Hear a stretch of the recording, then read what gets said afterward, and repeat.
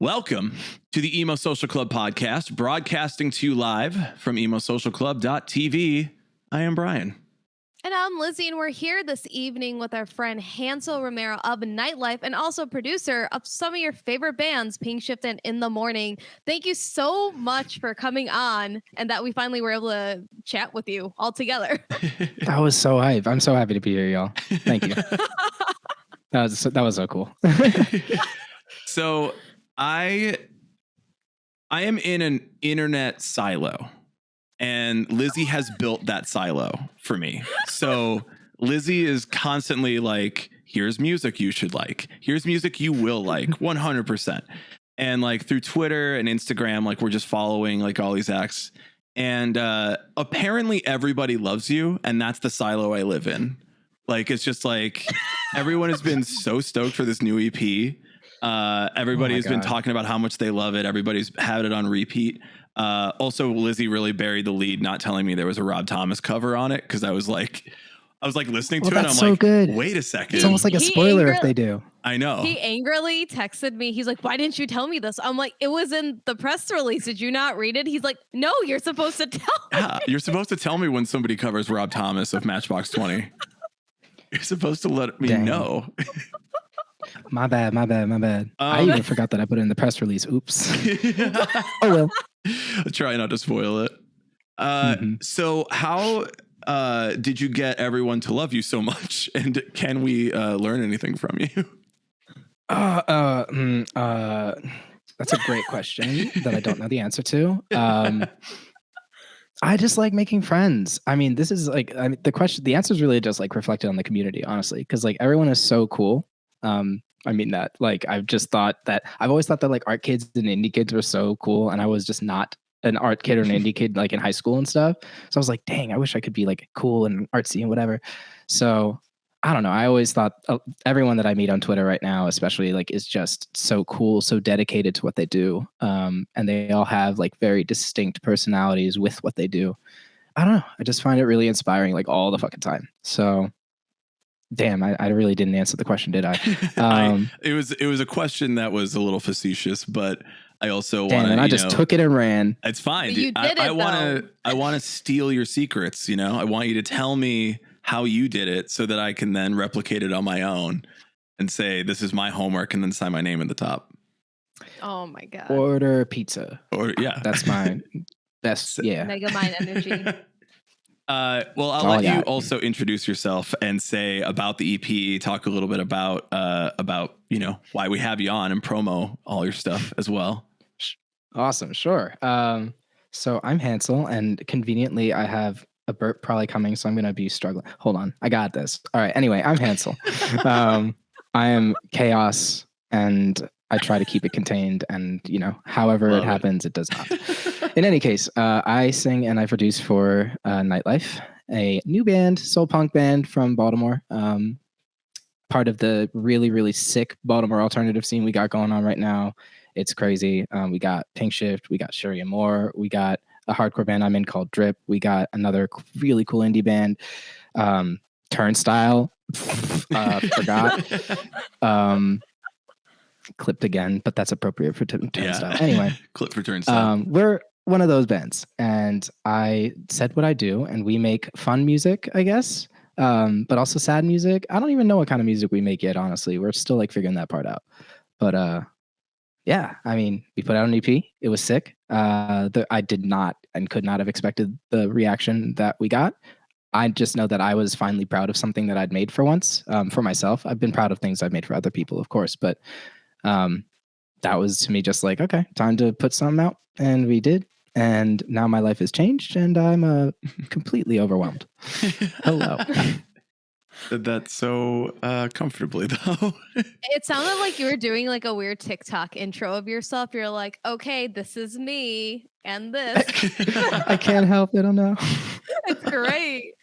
But what kind of propelled you to start to make your own music? Because obviously you do a lot of production, and you also just do like a lot of hype because you also run the Scene Facts Twitter. So you're kind of like a lot of behind the scenes. So what kind of propelled you to do more of your own type of music and then be really like in the forefront of it? it's like a combo of a couple things, right? First and foremost, like totally clear. I am so proud and I love the body of work that I've started to make with other bands and other artists. But I also realized at some point last year or so that I had been hiding behind other people's music for a very long time in different ways. And I, as a musician who's been working at this for however long and just loves and lives and breathes music, I finally came to the conclusion that it just wasn't fair to me to hide behind people and to let myself do that. So that's one hand. So, and the other was, there's like I'm a Leo rising. So, that started to come out in a big way. I'm having a little Mariah moment, and I've always like, right. But I've always kind of had like a secret desire to be in the spotlight a little bit. And, I have just been learning how to let it be less and less secret as I've grown up. And this has been a very big practice of that, I suppose. So I hope that answers the question. Yeah. But yeah. I get it. I mean, I don't understand anything about astrology. I just assume that like whatever I know the very basics telling you to do or the sun is telling you to do. So I'm about to bastardize an explanation so that anybody listening that knows is going to be. This will be like the 20th explanation I've had, but I'm still. Oh no! Then why bother? Which planet? We're gonna have to have like a whole like episode, just somebody trying to teach us astrology and then breaking down each of our birth charts. One of my friends did my birth charts, but also my mom doesn't remember when I was like the time I was born, so everything can be completely off, really. And I'm like, I don't get this. There's a lot of numbers here in math, and I don't do that. Fair enough. That's just hard. I'm not gonna lie to you. Numbers be tricky, you know. It's just I don't know. I feel like your personality is not based on the planets, but I also understand that people are acting in a certain way based on when they're born and all that stuff. And I'm like, okay, there's something here. I don't know what it is, but there's something here. But I don't know what it is. That's it. No, that's it. Like, I really genuinely believe that. I don't know if I believe our interpretation of astrology as it stands, but I do know that there's very clearly something there that we don't understand yet that is happening. Like the moon, or how it affects water, or how the time, like you said, that we were born, where you were born, determines the kind of life that you have. Like, these are things I don't think we know fully from like a big picture humanity's sake kind of thing. Once we do, maybe we'll know astrology. But until then, I enjoy knowing that I have that part of me that can excuse the part of me that wants to be Mariah Carey. Mm-hmm. So I think that part is in a lot of people. like you said, you wanted to be like front of the stage for a minute and like kind of have your moment as well, which I 100% get because I'm Aquarius, I guess. I don't know. Planets. Yeah, but your birthday is in February. Yes. Well, I know I am an Aquarius. That has been told to me. Aside from that, I don't understand anything. But I do understand, kind of wanting to be in the front, get some of the attention on you a little bit. Like, as a producer, I can imagine it's a little bit of like, damn, I'm good. Like, you should know who I am, I guess. Yeah, well, man, I don't want to say it like that. You can, but it's more like, you can talk positively about yourself here. Thank you. But it's like when you want to be an artist as well, or when you just like making music, like I happen to, on top of producing, and just the way I learned that, it just becomes that you're like, wow, I know all this. I know how to do the thing. I know how to make music. Nobody has to pay money for me to make music. So I feel like I should be talking to somebody who can do other stuff that has money. That was more, I understand what you were saying, but yeah. That's kind of like where I was going with it a little bit. Yeah. No, that's understandable. And I know I've seen you like tweet out like, oh, look, I have like producer credits, and like everybody should be putting, production credits on like, Spotify and everything. And I think like that's also hugely important because like it's not just always the artists doing it on their own. They have a team of people doing it, and to like kind of get that recognition is very important. Yeah, I agree with you. And I like that it's becoming a bit more transparent that music is a team effort, or at least the best music is usually. But to that end, I think that credits are super great. I think that it's awesome that producers and producer credits are becoming a little bit more in the front of the mind. Obviously, that's that's a nerdy thing. So I don't expect it to be like a mainstream, like, yeah, Metro Boomin fucking produced that beat. I know that by heart. Like, no, but I get it. But definitely there are times that the producer has a very, very, very big part in how what you hear turns out or happened. It always starts with, if a song is great, it always starts with a great song. And the artists themselves have already done the hard part in making that happen. But a producer really does the other hard part, in my experience, where you have to make it all make sense in a way that is palatable, for lack of a better phrase. So yeah, I agree. I'm very glad that it's becoming a bit more mainstream, but yeah, it's a good thing. I think one nice thing about everybody understanding that music is like that more collaborative effort, especially with, I think a lot of the changes in the rock scene, the pop punk scene, the alternative scene, is that there's more like individual artists. So that like they're working with a team rather than like a band where you're like, yeah, that group of 4 people or 5 people, they wrote every note. And if they didn't, then they're a shitty band and I hate them. And it's like, no, you're always working with other people. You need other people in the studio. Like, I mean, every time I've ever been in a studio, people have been like, that idea sucks. And it's like, thanks for telling me. Like, I would have. Sometimes you need it. Yeah. Yeah, you need that. But like having that sense that like these are the 5 people, they write every note and this is all them. Like all those old memes of like, look how many people it took to write a Beyonce song. And then look at how many people it took to write this song. And it's like, yeah, but that doesn't have any bearing on anything. Like the amount of people that wrote a song has no bearing on anything. And if it like at some point with however many people you have on there, it's like if it's like 9 people and it still sounds like a cohesive song, like that's an accomplishment to me. Yeah. Like, how'd you do that? Because there's a lot of ideas there, or maybe you dropped. So I don't know. I wrote that one like line, so I need credit on it. Yeah, or I was in the room or whatever it is. But regardless, yeah, that's cool. Or if you like take a thing that's like reminiscent of another song, and then Tom Petty's reaching out like, "Hey, Sam Smith, I wrote that line," and then he's like, "All right, you get writing credit on the song then." Sometimes that's the easy way to handle it, right? It's the easier, best way to handle it. Like exactly, yeah. It only helps everybody's career, I think. Mm-hmm. I could have taken all the credits for Lonely. Yeah. But I gave Rob Thomas a writing credit. No, I'm kidding. That's so nice of you. I can't believe. Nice. I know, right? I try to think of everyone else when I do things. Definitely so never thinking about myself. I'm selfless. Thank you. I'm always thinking of Rob Thomas when I'm in the studio. I'm always thinking of Rob Thomas when I make decisions. What would Rob Thomas do? Oh my God. What kind of ice cream is Rob Thomas like? I'm here at the Baskin Robbins. I'm here at the Cold Stone Creamery. Yo, what do you think about this shirt? Real quick. I need your hot take right now. Please answer your DM, sir. I'm in a pinch. Sometimes you need a little bit. You got to phone a friend. Yeah.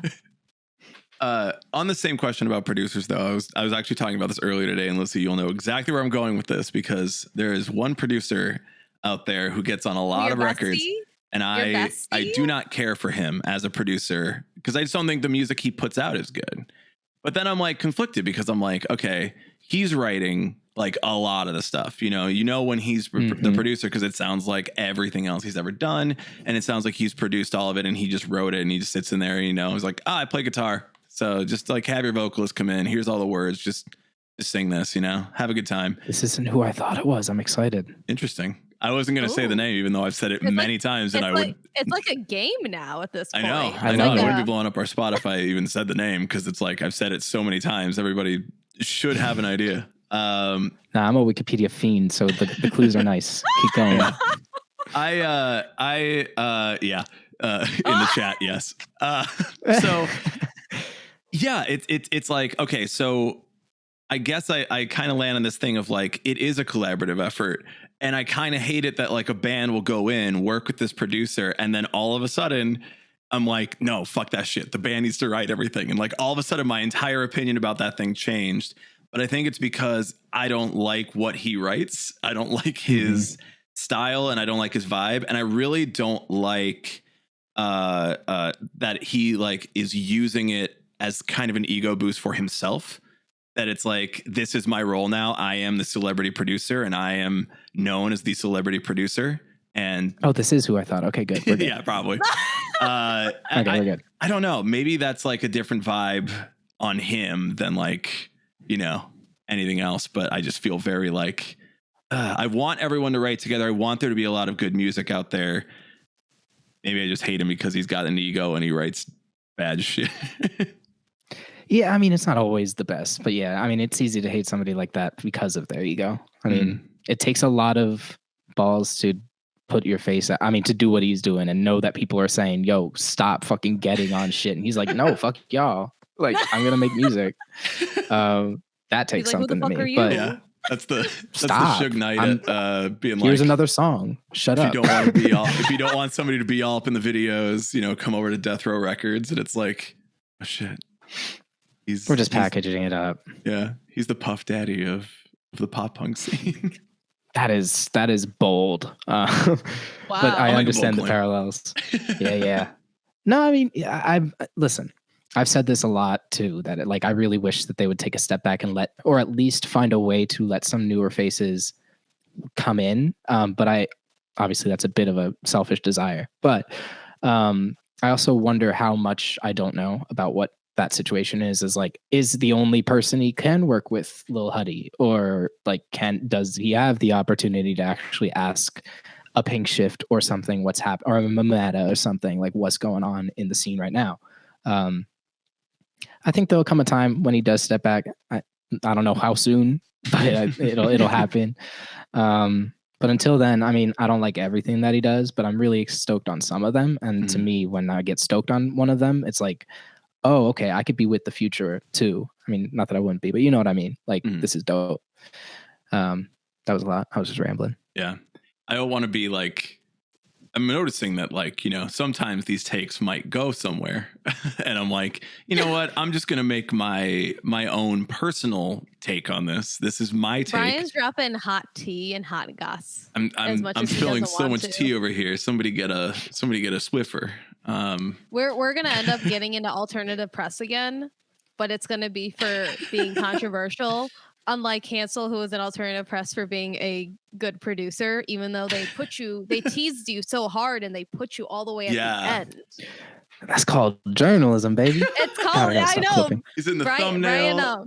Brian texted me about it. Apparently. He was like, he's all the way at the end. I'm like, yep, that's journalism. Let's go. Yeah, I was gonna say, I'm just copying what my journalism friends said. They're like, yeah, that's how you do it. It's you lead with the what? I was like, see, I don't even know the terms. My bad. You lead with the hottest person on the block, basically, and then you bury the lead so far down that they have to click on it and they have to stay on that page so they get some ad revenue money. That's wild. I didn't listen. Let me keep my imposter syndrome for a moment. Just be like, that's not what they did. They just put me at the bottom because I'm new and cute. They didn't want. It's not. They just put me on the cover for by accident. It's fine. If you're on the cover, genuinely, that's what it is. You know. Also, the photo's good. Like, it's a good photo. Yeah, it looks cool. Clean photo. I click on that. I'd be like, oh, let me check this. Yeah, super eye catching. The video is. I mean, I'm assuming it's related to the video, and the video is sick too. So it all looks very appealing, and it all looks like, I'm gonna click on that. I'm gonna check this out. Well, man, whatever the reason, I'll press shout out. Thank you for putting me on the face. That was very strange, but I loved it. Do it again sometime. Please do it again. I liked it. I'm so sorry. I'm being so weird. No, dude. We're just going with it. We love it. Yeah. I don't know if you've noticed. We're also weird. Yeah. That's fair. that's y'all just had practice, and I'm over here just pulling feelers out, whispering into the microphone. Sometimes you know what it is. I've had 34 years of being weird. I'm very good at it, and at this point, I don't think I can stop. I think it's whatever planet told me to be weird. I think that's what I'm going to be. Yeah. God bless. Gives us all up. I think you're big Mercury or Pluto energy. That's maybe. I could be wrong. I don't know what that means. I've never met those planets, so I don't know. Oh, that's really important. You haven't met Pluto, bro? No, man. That's really fake energy. They removed it as a planet, and I was like, I don't fuck with Pluto no more. Wow. Damn. Real Yeah. fake energy, Brian. All right, Pluto. You know what? These hoes ain't loyal out here. Yeah, It's actually just Brian. Pluto has really bad PR. Like he needs to hire a new team. He needs to get a new team going. When Pluto gets a new manager, they can hit me up. It's fine. Oh my We'll deal God. with it then. That was one of the stupidest things I've ever said, and I'm going to put it in my Twitter bio. No, that was brilliant. Which I haven't updated since 2005. Just put it in there, no context, and that's it. Just say I like math and I like Pluto. I hate Pluto. I do love math. I'm a big fan of math. Oh, we got a math person. Oh God. I know. So the only Please don't other ask a band. question. Yeah. I'm gonna ask a question about music again. The only other band I've really ever seen called soul punk, and maybe there are plenty more, was Let Live. So you are now the second band I've seen called soul punk, which I feel like you represent soul punk more as like the infusion of like jazz and horns and more of like a soulful vibe to it. Oh, don't say that. Oh no, they're the OGs. Take it back. I know. Let appreciate Live is But you phenomenal. have like a newer, fresher, more active take on it. Of like That soul gets the music, kids. yeah. Like it's the youth. That is so nice. There's another band called Bad Rabbits. It's been a long time since I listened to them. Yeah. And they're also like fucking phenomenal. So I was like, oh, okay, this is more like in that realm than the Let Live realm, but it's both. It's like, yeah, it's just got like all of those vibes to it. And Bad Rabbits is so fucking good. And stop. It's like y'all, there were like 3 bands that were like, we said we're making music we just want to make, but there are 3 bands that we really dig what they did ethos wise, and it's Let Live, Bad Rabbits, and Issues. That's it. And y'all named 2 of them already. Like in terms of bands, at least, that was like oh, I like that they did this with the sound or whatever, you know what I mean? But yeah, because you're definitely not as heavy as Let Live. I feel like it's more like the poppy sound, but yeah, Let Live is very. I don't know if I would call them soul punk now, knowing that there are actual like punk bands that have done like soul infused stuff, right? Like they're like, no, we're just heavy. That's fair. I understand what you're saying. They're just the OGs. Like maybe somebody else did it. I imagine somebody else did it, but they just like pop. The phrase only exists in my head because of them. And I was like, it's so funny because like, I was definitely feeling like, oh no, I'm just copping this. Like I feel bad. And whenever somebody recognizes it, they're just gonna be like, oh, they're just Jack and fucking Let Live. And yes, we are. So like, well, how do I, like there's nothing I can really do about it because I chose to do it. But yeah, no, it's worked in our favor. It's like been a natural association by that degree too, which has been super sick. I couldn't ask for anything better than my band being compared to fucking Let Live. But so we're doing great. Look, all-time low jacked Blink-182, and look what it did for them. So, take whatever you like and do it, and eventually you'll be headlining festivals, That's how it works. Was that? I didn't even know that. That's a cool fun fact. Oh yeah. Like, I mean, every band stole from the bands before them, right? Like it's just what you do, and then you find your own lane, and then you're like, yeah, that's my lane now, and I'm going to do that. And then it goes where it goes, but you got to take something from somebody else first and then learn who you are. Yeah, no, absolutely. And I now also understand why they say that like the best musicians are the ones that steal the most, because they just implicitly mean they steal a ton and they get a ton of language from people, but they have already figured out how to speak it in their own terms. And I always think that that's brilliant, but yeah. Well, you were able to do it fairly well because now you're managed by Roc Nation as of like literally like the last week, which is insane. Can somebody explain what's going on to me, please? Can you explain how that happened? No. First of all. No, listen, Jason, I hope you're not listening to this. If you are, dude, you're the best. But like, oh God. Yeah. He messaged us like, I think Saturday in the morning, like, and we put out the song on Friday. And it's funny, I like didn't look at the message because my phone was not functional. And I was trying my best to kind of organize that. And then I kind of just got around to it later. And then I looked at who messaged us and saw Roc Nation in his bio. And I was like, no. Like I dead ass was like, no. And then I texted the boys and I was like, y'all no. And then they were like, we all collectively did a little and then gave him our email. He emailed us that day, and then we met a few times and we've talked about game plan, but he was pretty sold from the start. So Jason, I realize I've been talking about this person and did not explain anything. They are one of either 2 or like 3 people, I believe, that are working in the rock department of Roc Nation, which they had only started about like 5 or 6 years ago.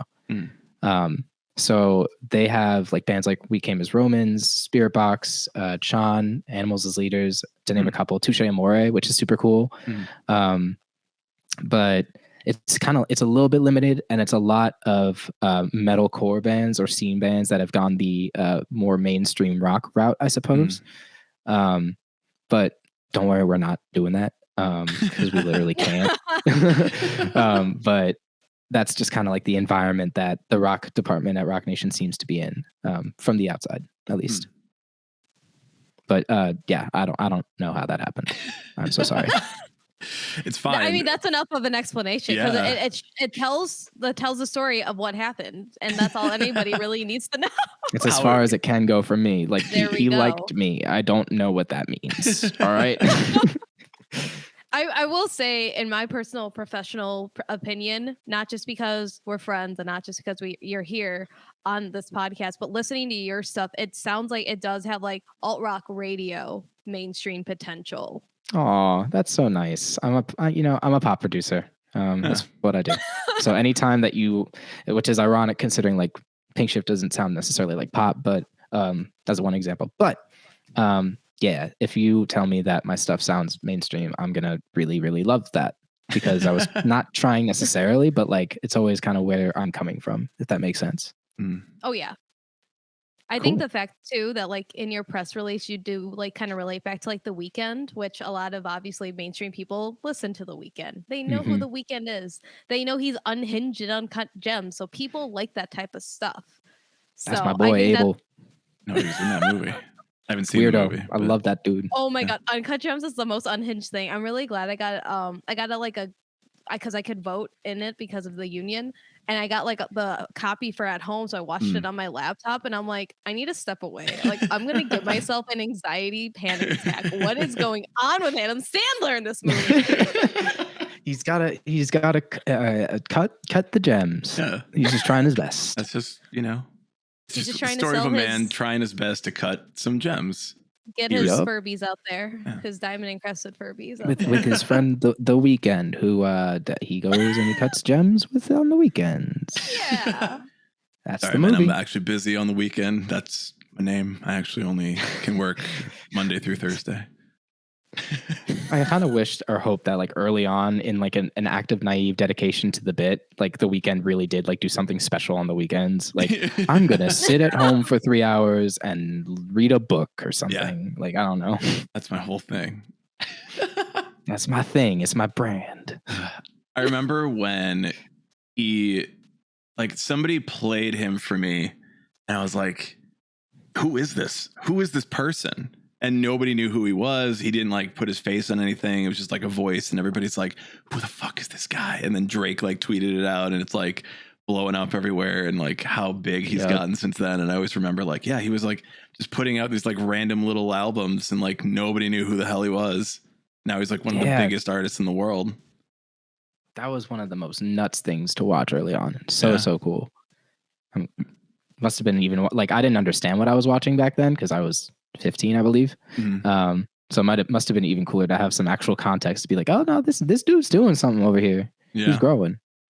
I think there are a lot of musicians that have been quote unquote mysterious, like nobody know who this guy is, but his voice is so good. And everybody's like, kind of talking about it on like all the underground media, all the underground news, like, oh, check out this band. Like Drake tweeted about this artist, like, who is this and all that. And like, I don't know if there's a ton of that in music anymore, because I feel like when it comes to like authenticity in our scene, it's a lot of like who are you? Like we were talking before, is like, who are you? I want to get to know you. I want that behind it. And if I don't know who you are, I can't gravitate to your music and I can't like it as much. Like I need to see your face. I need to hear you talk. I need to know where you stand on issues. I need to like check your Twitter, like all that stuff. Yeah, no, it's a connection thing. And I do appreciate that actually about this community specifically, because it is such a nice departure from, I mean, honestly, like this is like the punk rock MBA. Finn McKenty says this a lot, but like the metal fans specifically, just jumping out a little, are like very into like gimmicks and like I don't know, themes or something. So like immediately when you said like singers that don't, you don't show your face, like there's a band called Sleep Token that is like very much doing that thing again. Yeah, they're so good.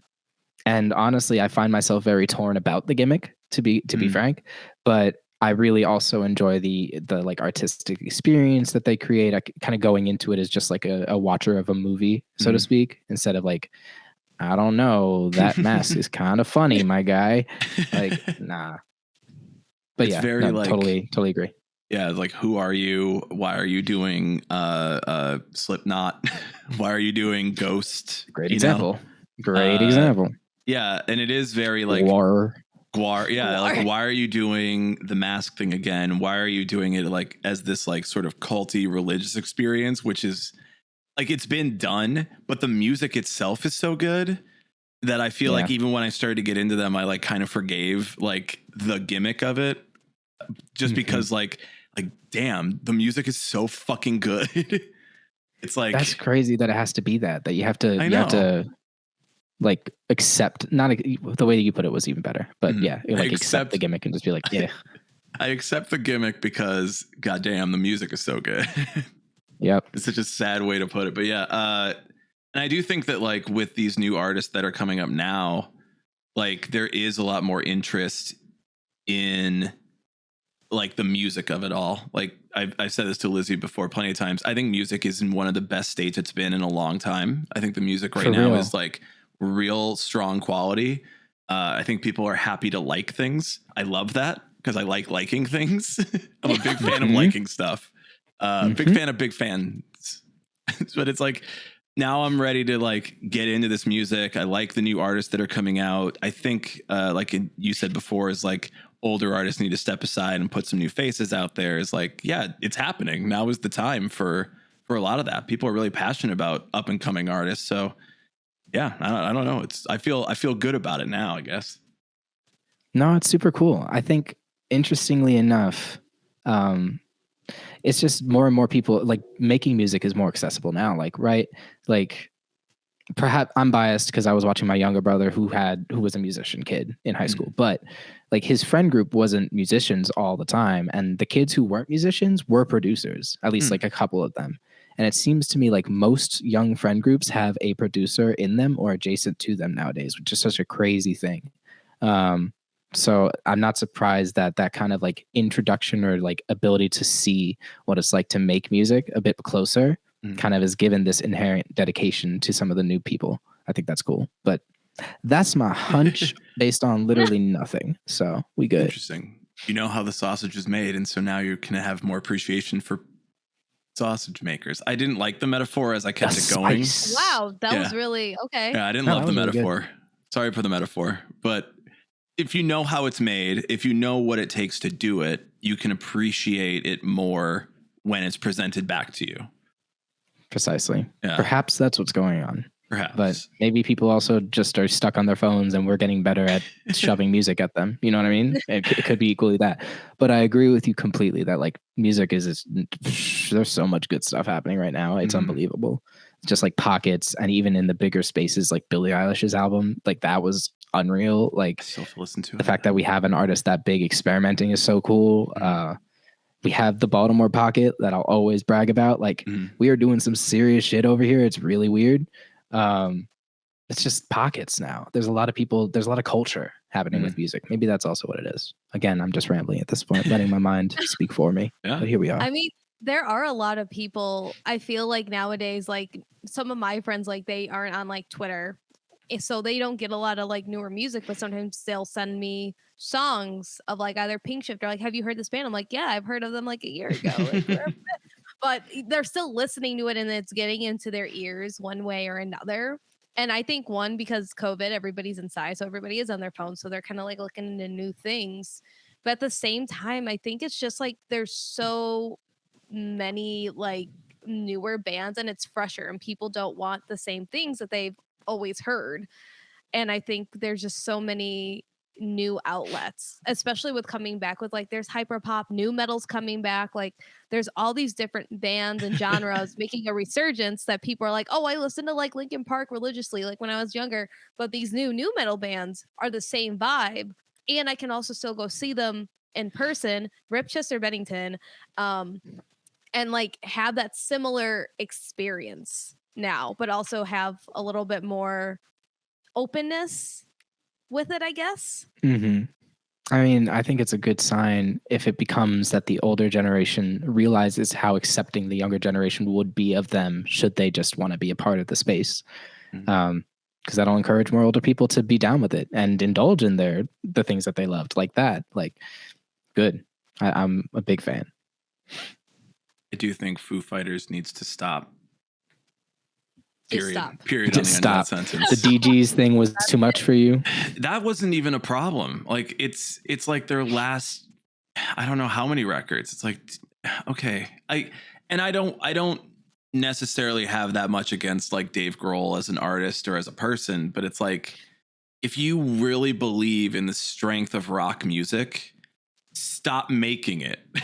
Like, let the new people start making it. Like, there's so many more people picking up a guitar now and learning to play guitar now. But that has nothing to do with Dave Grohl or the Foo Fighters. I mean, I will say they just brought out Radkey, which is a band that I have loved for like the last like 5 or 6 years since I found them. And they brought them out on their most recent tour.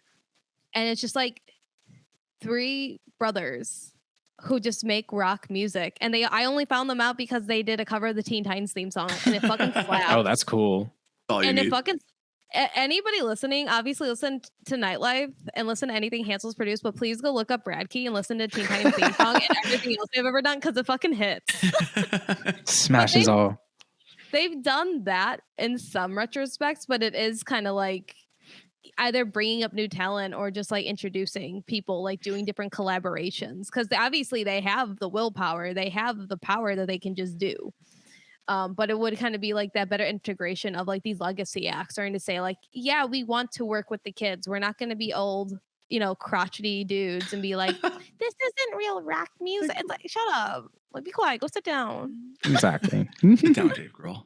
It's weird, like it's not gatekeeping, because I know they're not like preventing new artists from being discovered, but there certainly is a lot of like, you are taking up space still, you are taking up like rock radio time, you are like still headlining festivals, you are still like getting a lot of attention on the internet, and it's not, it's for you, it's for Dave Grohl, it's for Foo Fighters, it's not for like I was thinking of collaborations, and I'm like, well, Bring Me the Horizon has been fairly okay. I think that Bring Me the Horizon is going to do way more with collaborations, but just like, let's just work with artists, like let's just work with like people we like. Let's put Baby Metal and Nova Twins on our EP that we put out. Yeah. Brilliant choices. Yeah, on the same EP that they put somebody like Youngblood, like that's very forward. I love that. Yeah, and it's like, what if Dave Grohl said, I don't care about me, I care about the new up and coming artists, and we're going to put out a record where we collaborate with a bunch of people and like learn from them and make new music from what they've created. Like, so it doesn't just sound like some lame dad rock record. Yeah.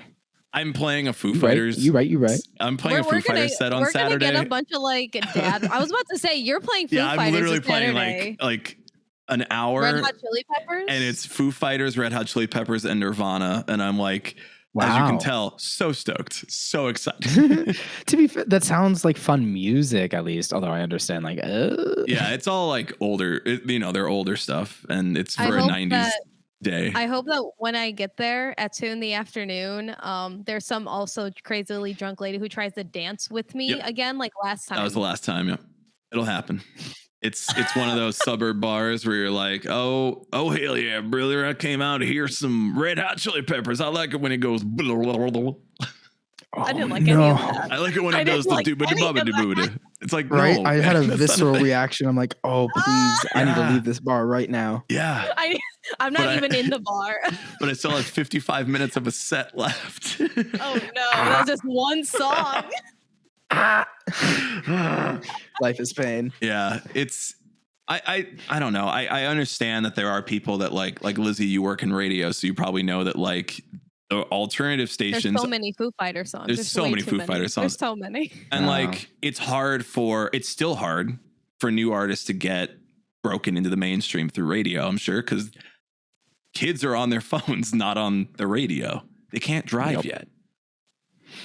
And they don't listen to, I don't know, they don't have the Sirius app on their phone. Yeah. I don't think that's a thing. That's Sirius Spotify. app on your, I mean, I have Sirius app on my phone, but that's just me. You're Okay, my in bad, radio, that's my fine. bad. That's me being a nerd, so that's Yeah. Lizzie, like, what do you think about like these new artists like getting attention on the radio and like getting rid of like Foo Fighters and Red Hot Chili Peppers, like the programming of having those big artists and like taking them off, giving more room for new artists? They are never going to come off. So there was this one article, which I've referenced a lot of times, that was done, I believe it was Rolling Stones about 1.5 years ago. And it was concerning K-Rock, which is one of my stations. And it was talking about, literally somebody said, why is there always Red Hot Chili Peppers? They asked their programming nerd, said, why is there Red Hot Chili Peppers all the time? Why do I always hear? And they literally said, like, I just don't know. It's just there. And it's a staple and it'll be there forever. So Red Hot Chili Peppers, Foo Fighters, and I really thoroughly believe Weezer are going to be those big threes. Well, probably Green Day too. So those big fours. Yeah. That are gonna be mainstays that you're always gonna hear, at least for like the next 30 to 40 years. Wow. Jeez. 100%. Green Day's our new Beatles. That's crazy. Well, you don't want Rivers Cuomo to be your new Paul McCartney. That could work for me. I'm cool. Honestly, I would like a unhinged Rivers Cuomo over Paul McCartney. Yeah. I'm fine with that. But when it comes to like that and like breaking into like mainstream radio, you have to start out so small and like do the hustle of like college radio, online streaming station, podcast now. And then it is a lot of like wheeling and dealing and record deals. Also, if anybody else is listening, this is just my general advice. If you connect with your local radio station and they have a local show, so like out here we had WKQX in their local hour, and then XRT has Big Beat, which is their Monday night. If you reach out and start to be buddy and like befriend those DJs, they will try to get you on. And that is another way to break into it, is to find your local bigger station to say, and submit your music, but also just be very professional, be friendly, know how to send a press release, know how to talk in like a corporate professional manner, which I know we all don't fucking like that, but I'm fine with it. It's the way. I've talked to DJs about it. About some friends. Our friends Joyful were on XRT, one of my former stations, and you know, the DJ was like, they were so nice, they're so professional, like this is what I want to work with. And I've been telling everybody I encounter who's in a band, be super professional, be super personable, be flexible, and be open. And I think that is one way that we can start to get a lot of these newer bands, especially more diverse bands, because we know rock music and rock music radio is super white. It's super white. Mm-hmm. Is how we're going to get more people of color, non-binary individuals, just non-men in general, and non-white individuals and queer individuals on to mainstream radio or more in like the mainstream like atmosphere. And that's like so important to be doing and to know that information too. Here's to hoping. I mean, it sounds like a very, very difficult thing to do, but that you did lay it out. That's a fucking life pro tip shit right there. Yes. It is. Just DM Lizzie on Twitter. She loves that. Yeah, just ask me. Don't DM Lizzie on Twitter. It's just if you ask me about career or mentorship, or I will help you redo your resume, that's fine. Don't be weird about it though. Don't people. Can you get my song played on the radio, please? No. You sure can't. You sure can't. Absolutely not. What if I ask nicely? Wow. Please.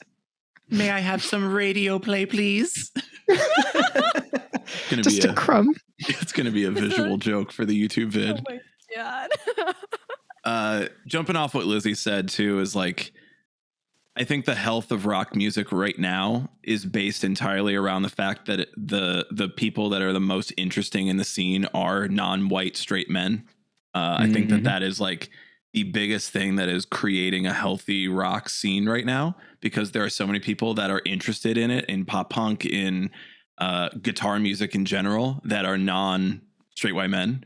And the music is fucking good, so everybody's into it. And it's like, yeah, oh shit, turns out everybody can play guitar, and we just need to move a lot of these like white men to the side and like give some other stage time for them. Down with the Hewless. Okay, maybe not that bad, but like I like where you're going. I like where your head's at. Yeah. I mean, obviously, like, you and the bands you work with, primarily non-straight white men led.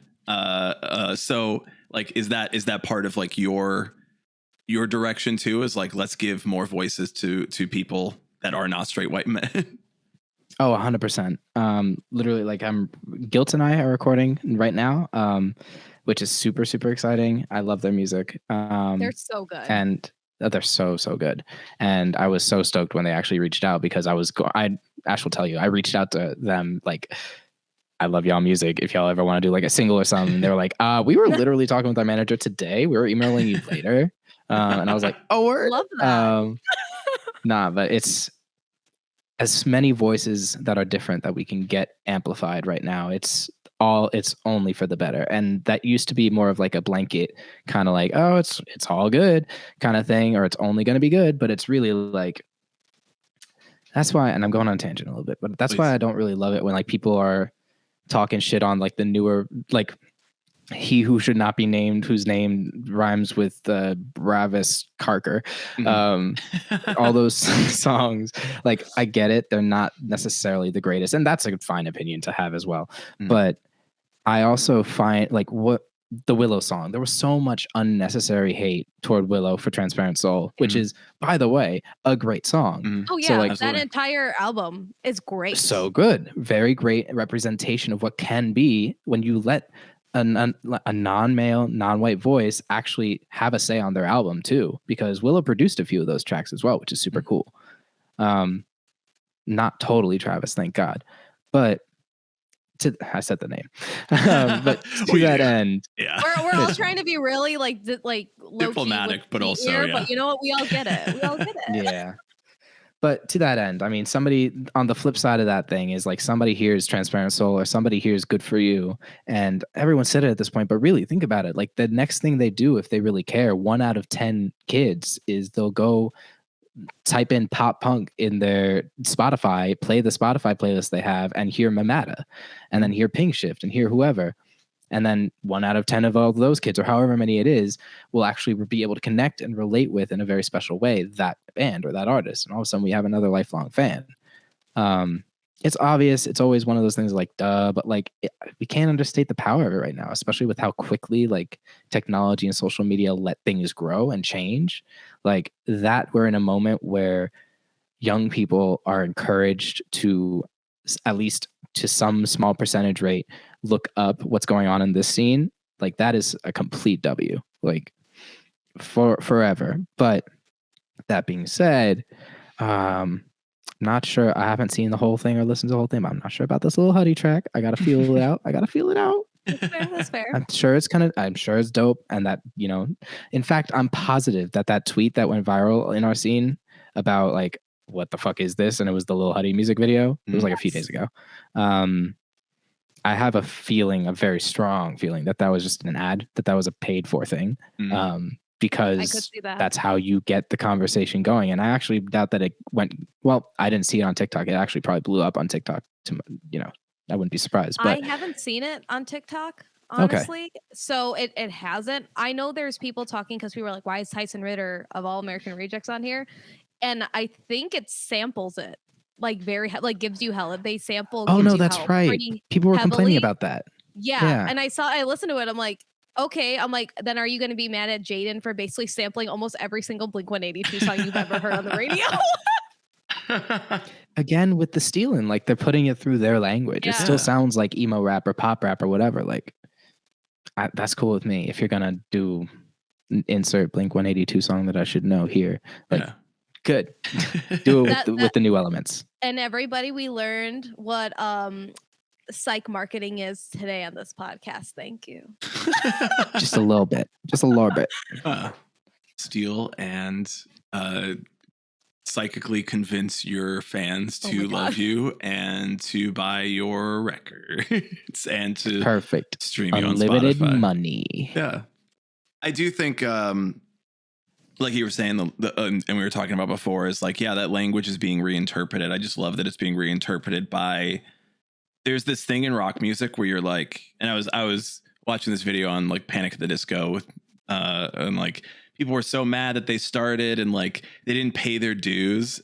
And I'm like, that's such an outdated thought now. Like that to me is just like, especially within the last year where a bunch of bands and artists recorded stuff. And it's like, when were you going to pay your dues? Like you can't go anywhere. So I'm going to go play to nobody, empty venue and pay them to play. Exactly. So it's like, if we are saying that bands have to do this is the only way you become that.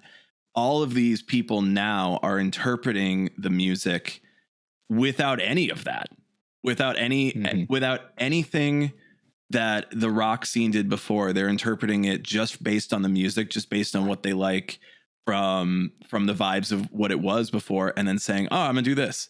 But there's still those like rock people, rock dudes, dads, I guess. I don't know. God. Brothers. Hey, brother, if you ain't giving it on the road, you know, how you gonna pay your dues? And I'm gonna go listen to Seether. Yeah. Brother, you ain't listening to Seether. You don't know what you're talking about. You're right. I was talking about Hoobastan. My brother, I got $20 of Hoobastan in that jukebox. Don't you dare touch that touch tunes. I can't. There's going to be a point where I answer and it's going to be so much worse than you in terms of the accent that it just won't be worth going on. So I'm cutting it here. Oh my God. Hard cut. How far can we push each other to do a terrible butt rock accent? The problem is, it's like, is anything that we just said untrue, or like it's a relatable impression? You're like, yeah, I've definitely seen that Hoobastan fan before in the world. I'm that Hoobastan fan, ironically enough. I am the Hoobastan fan. I am the one who hoobs. I will absolutely use that going forward. So, fun fact, Hoobastan was my first favorite band. Okay. I was 6 or 7. No, I'm lying to you. I was like 9 or 10. And, you know, I grew, I learned, but I was definitely one who hoobs, as you said. One who hoobs. I did enjoy my era of hoobing. So now hoobing's an adjective now. Everybody use it at your own risk. Go hoob on your own. Go hoob later. I don't know. I don't like it. Stank. It means nothing. It's a meaningless phrase, even when they used it. You put meaning to it. You put your own meaning to it. We attribute meaning to words. That is how language works. Good. Yeah. Hoobastan created a language unto themselves when they called their band Hoobastan. The more I say it, the more it feels special. Like, you know, like it's not a real word anymore. And I know it's not a real word, but it is a real word because Hoobastan used it. There's some Hooba lore out there. There's some Hooba life styles. There's so much Hooba lore. We're talking mad shit for people. You're saying Hooba. Hooba.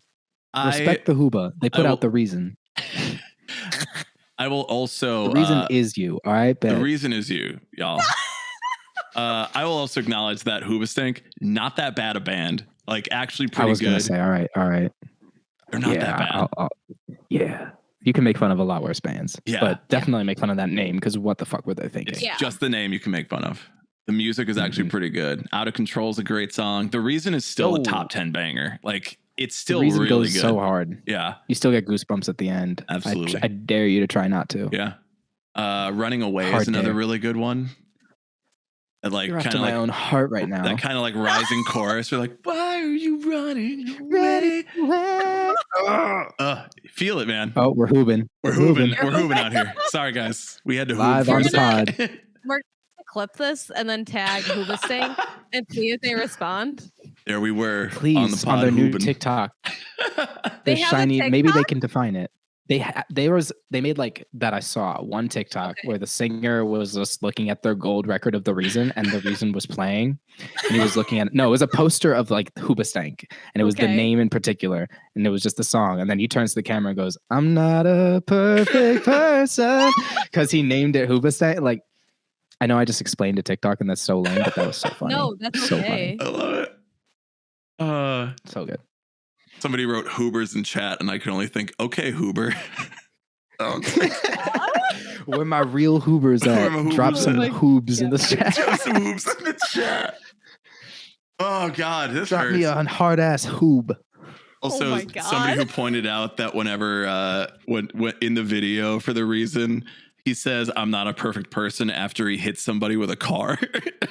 Like the context Yeah. of that, like Guys, I'm sorry I did hit and run. It just be that way I'm sometimes. not a perfect like- person. Sometimes I run See, over a he was girl, perfect. and sometimes I rob a bank. I'm not a perfect person. Oh, you You know, know, it be that way sometimes in life, and you just gotta roll with it. I deserve a little forgiveness here. I think, dude, she's not breathing. Fuck.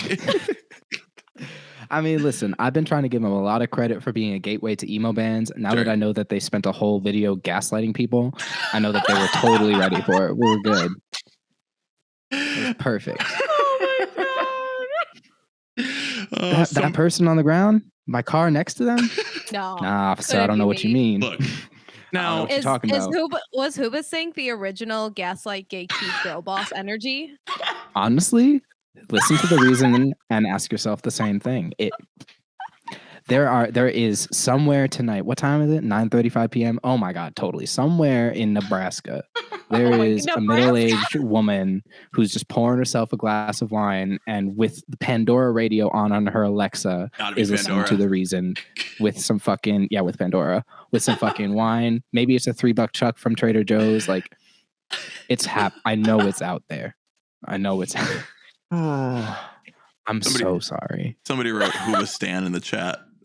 Everything is. I can't lie. I know too much about the hoops. Will the Nightlife merch when the shirt drops be Nightlife X Hoobastan? I'm not a perfect person. Yeah, with the infinity sign. Nah, but if you see that infinity sign show up, don't ask any questions. Mind your own Don't ask no business. No questions. Oh my god. Everybody just don't ask any questions. Just buy the shirt. Don't ask.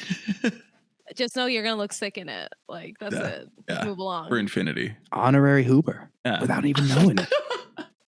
Somebody's like, that a Hoobastan shirt, brother. And you're like, oh shit, No? is it? Is it? Was Oh, I fuck, I gotta leave, indoctrinated I gotta leave. and unknown to have been? No. Gotta go. Gotta go. Hey man, I'm not a perfect person. We're almost at an hour. I want to throw out some plugs, and then we will chat with the chat a little more. So where can everybody find you? Where can everybody stream the EP? Where can everybody follow you, get to know your thoughts, get to know everything about you? Oh my gosh. You can find me on Twitter and Instagram. Twitter's Hansel_MP3. And why am I giving myself first? Follow the band. It's a Nightlife_XO. Then follow me if you want, but like don't. It's just like shit posting and like me at 7 a.m. in my bed deciding what I want to say that day. Do if you want. Follow Scene Facts because that's fun. That's fun. Was the question only socials? Did I already mess up and it was like 30 seconds in? Where do you want people to Just find listen to you? you. Where do you want them to come and nicely stalk you? Twitter, Bird app, where we bird app. The stupid bird app. Mhm. Nailed that. Whatever the last 2 minutes were, you're welcome. Killed that. And they stream your EP New Low on everything, everywhere. They can. Thank you. You're so good at this, and I'm not. Pandora. Yes, they can stream the EP on like all Pandora. streaming platforms, including Pandora with a glass of $3 chuck if you so choose. I actually In the middle of recommend it. Nebraska. In the middle of Nebraska. Amplify. Where my Nebraskans at? Drop a Braska in the chat. Drop a brass. Nebraska. So what? So with your EP, you announced on Twitter, I think it was like literally this morning or yesterday, that you're working on the second EP. What can you tell us about it? Thankfully for now, since we're the ones that do the music, we could just talk about it until our manager yells at us, which I hope he doesn't. Okay. Hi, Jason. Get out of the chat. Don't be in the chat. Close the stream. You can't hear this. Amazing. We're working on new music. We're gonna do an EP2 of new songs first, and then maybe toward the end of the year we might do a thing I won't talk full detail about, but know that it'll be like I can't just say no, it's gonna be cool. Nah, it'll probably be like 7 tracks. It'll be songs you know and also songs you don't, and a new experience and of all of it. And hopefully it's really just if I can get my shit together and make that happen in the next 6 months, but we'll see. So secondary EP within the year. Correct. Within if again I get on my ass by like November. Everyone go follow Hansel on Twitter and get his ass through. Oh my God, media. I really won't do it. I will be like, nah, I want to watch baseball today on my phone. And then somebody on Twitter will be like, I want EP2. And I'll be like, oh, but the game. Entirety of Twitter is your accountability buddies. It's my gym buddies is just me practicing producing or actually producing. Yeah, exactly. Encourage me to actually work out. Thank you. Well, cool. We will keep this conversation going over here on Twitch with a few of the people that are hanging out with us. So if you're listening to this or watching the video, where are you? Why aren't you there? You should hang out with us over on Twitch.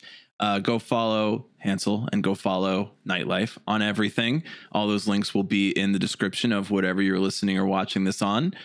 Twitter is the main place. Go and pester until EP2 comes out. And of course, watch the video, stream it on Spotify, turn it on your Pandora radio. Get your Hoobastan shirt on. Check the live journal for all of the Hoobastan lore. I imagine that probably exists too. I'm the moderator of the Hoobastan Live Journal editorial. Scene Facts is the other Twitter. So if you're not getting a response on Hansel's personal Twitter, just Scene Facts. You're like, oh, they're everywhere now. They're coming at me on everywhere. Just be surrounded. I'm surrounded. It'll be good. Perfect. Well, yeah. How I wanted it. Go get it. Go get it now. 1 million streams Monday. We want to hear it now. Make it happen. I can't do that. Everyone else can. Everyone else can. Not for you. They can just they could just leave the EP on. That's for everybody else. Yeah. Yeah. Thank God. Yeah. Well, yeah. We will continue the conversation over on Twitch. Hansel, thank you so much for being on the pod tonight. Oh my God. Thank you for having me. Yeah, of course.